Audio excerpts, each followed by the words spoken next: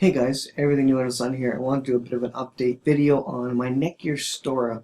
Now, the Netgear Stora is a little 10-100-1000 Ethernet NAS storage device, network attached storage. It holds two drives, and I currently have two 1 terabyte drives, and you can do either a RAID 0, which is mirror, or you can just do a JBOD, which stands for just bunch of drives. JBOD, JBOD, just a bunch of drives. And for the longest time, I had it in mirror configuration, but I've run out of space and I don't have money for more hard drives, so I'm just going to do it in JBOD. So I have 1 terabyte drive, so I get about just under 2 terabytes total if I do JBOD versus 900 gigs if I do the mirrored configuration. So I double my space doing the JBOD, although it's not quite as safe. I don't have as many copies of my data. The more copies of your data, the better for backup.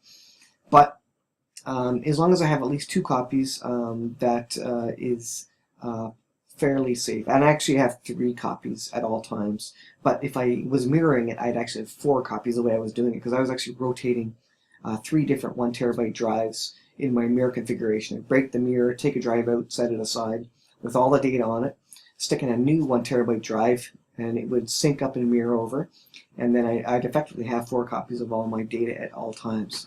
And that has saved my bottom a few times on some system switchovers. Now, what I want to talk about today was I actually upgraded my system to a newer 2010 iMac, which is odd because this is the same date as when I originally posted this article or this blog. I wanted to make a comment because I never remember how to configure this when I get around to having to do this all over again. So one of the I'll show you how you set it up basically, and there are instructions in the Netgear Stora. I have a Netgear Stora. What is it? It's an older unit. Well, obviously it's over 6 years old now. So let me start from scratch. So the first thing you got to do is close a window or two here. Once you have your little Stora app installed on the Stora agent on the left-hand side or wherever your menu bar is, go to Open Stora Application, and it will open it up for you. And then you got to turn on the computer's backup option on it. So go to Preferences and wait for it. It's backing up right now. So go to Preferences and then zoom down here. I'll just show you my space first of all. So I got 2 1 terabyte drives in there. So you can see my space is just under 2 terabytes. I was reading that. I was thinking 3 terabytes. No, that's gigabytes. 1.82 terabytes is free right now. And you can see with my disk management, I've just got it set up for JBOD configuration. Once that loads up here, JBOD clean. Each of them are about 932 gigs of usable space. So that what you need to do is go to Computer's Backup here. And you need to check this box on and set the password and then click Submit. And that means your Netgear Stora is set up for computer for backing up using Time Machine. And Time Machine doesn't normally back up to a network attached storage, but Netgear Stora gives some options to allow Time Machine to see it and then to back up to it, which is nice, but it's a little confusing. And you can't just do this and have it work. You need to do this to start, so check that, and it will go ahead and the Netgear Stora goes off on its own and sets up a folder. But the key piece I was missing on my blog, and I made a mention of it, but I didn't really say too much about it. I said config on the Mac for the Time Machine is a bear, and it is. They ship with a tool to configure it for you, which is true, but I didn't remember what this tool was. It's been 6 years since I wrote this blog, and it's been at least a year or so since I had to set up my Netgear Stora. I have to reconfigure it probably once a year or once every 2 years as I change machines and run out of space and have to, or if I have a catastrophic failure and I got to restore data. And I've done that several times because I've moved Apple hardware several times. But this was the piece I was missing. There's actually an application that you need to run to configure this guy here, computers backup, and that is the special location that the Netgear Stora sets up for you to back up Time Machine to, and that allows Time Machine to actually see that. So how do you find that? And I'm going to update this article to show it, but if you go to your Spotlight and type in, let's see,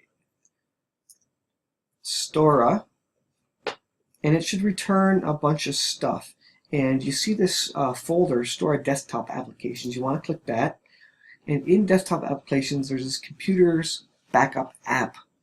Now the PDF manual for Netgear Stora does not mention this by name, not that I don't believe. And so I've always had to find this, and that's why I said it was very confusing. So you got to find this app, and then I'm not going to click on it because mine's all set up. I don't want to mess it up. But you got to click on it. It'll open up a little window, which then shows. Let's see. I think I lost the page I had there. Anyways, it opens up oh, it's right here. Right here. So it opens up a PDF and it tells you what to do, and it runs you through. It first logs you in, and then it tells you what to do, and you got to log into Netgear Stora, and then wait until Time Machine starts. And then it walks you through it, and you're actually supposed to connect Time Machine to this computer's backup name and not some other name. It can't be the base Stora app. If I go here, you'll see Stora on the bottom, and this is the default name of it. But you don't want to connect your Time Machine to that; it will not work. This Stora 2 is what comes up magically when you go ahead and you do go through the little app tool and go through this process, and then it magically shows up, and then you can go through and start up your Time Machine. You basically click Select Disk. Again, I won't do it now. Select your Stora Time Machine, and then click Use this disk, and then it will start backing up. So you can see now mine is backing up. It shows 1.99 terabytes left of 2 terabytes total, and then it shows that I'm backing up about 200 gigs. That's less than half my data, but I have a data on another drive,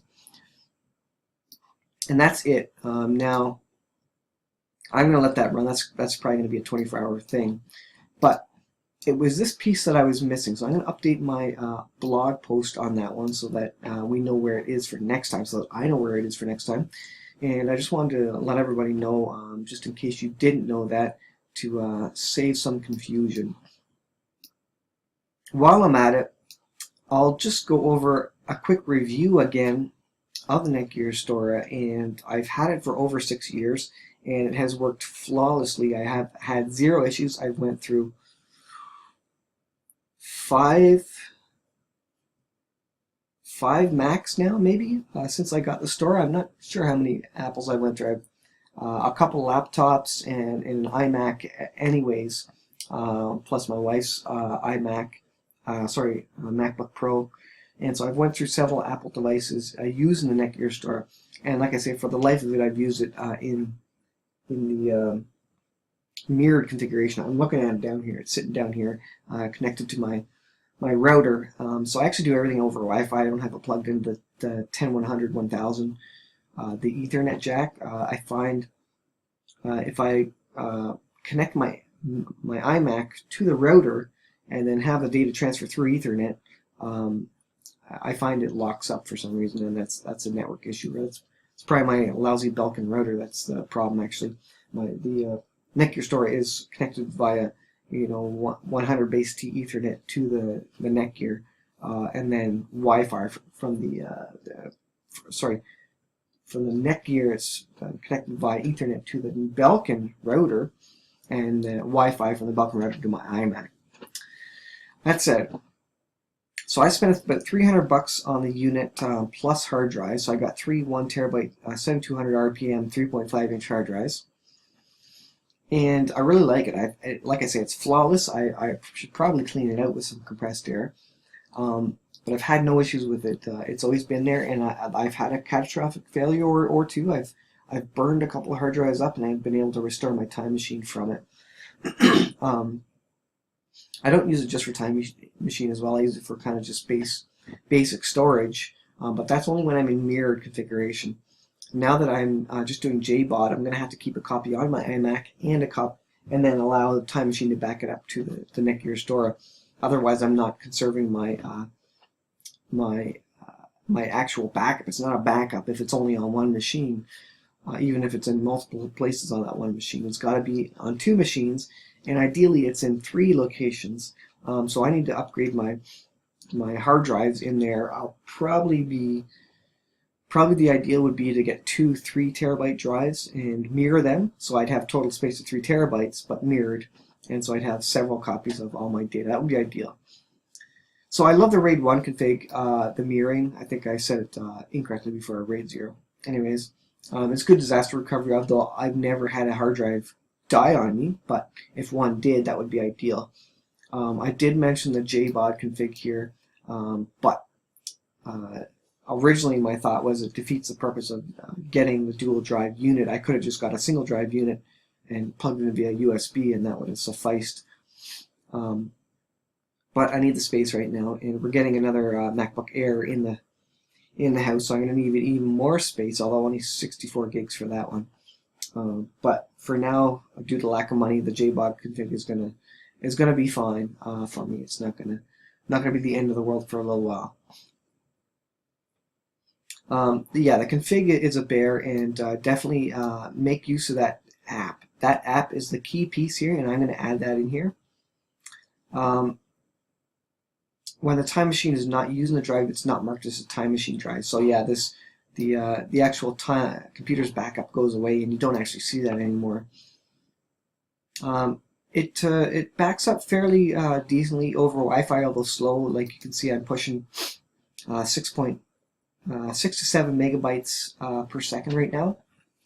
I don't have a N-based router. I have just a B and a G router, so you get better speed and better performance if you got an N-based router. But again, as long as you have time, it doesn't really matter, because I can just let it run all night and it doesn't matter to me.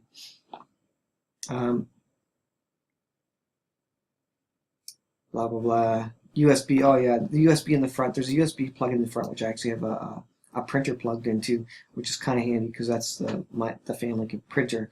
And plugging it into the Netgear Stora allows it to be network available.